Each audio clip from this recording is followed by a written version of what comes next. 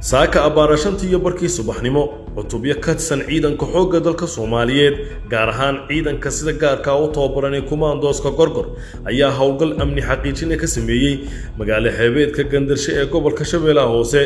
ciidamada ayaa gaaray goob ay argagixisadu si qarsoodi ah ugu adeegsato kayd ahaan halkaas oo ay ku aasnaayeen saad rasaas iyo qalab kale oo lagu qorsheynayay in lagu fuliyo weeraradii looga bartay argagixisada ee ahaa bahalnimada.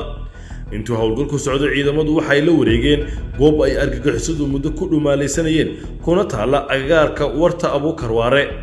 howlgalka ayaa sidoo kale lagu ogaaday cadeymo muujinaya nolosha aadka u liidata ay ku nool yihiin dhagarqabayaasha maleeshiyaadka argagixisada taas oo si toos ah uga dhalatay cadaadiska iyo howlgallada aan kala joogsi lahayn ay wadaan ciidamada qaranka.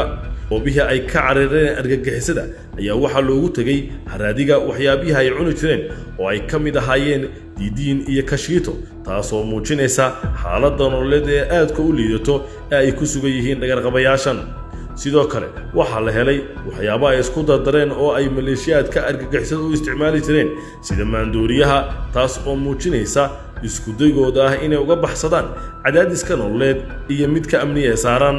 agabka la qabtay ayaa waxa ay isugu jireen in ka badan 100 shirikaan oo ay doonayeen inay u adeegsadaan qaraxyo rasaas kala duwan qasnado iyo waliba bateriyo simikaaro ay u adeegsadaan qaraxyada. qaybo ka mid ah agabkaas oo aan wax faa'iido lahayn ayaa goobta lagu gubay intuu howlgalku socday. howlgalkan ayaa ka mid ah howlgalka seefta qarsoon isla markaana ujeedkiisu yahay xaqiijinta amniga guud iyo ciribtirka argagixisada iyo sugidda badqabka shacabka Soomaaliyeed.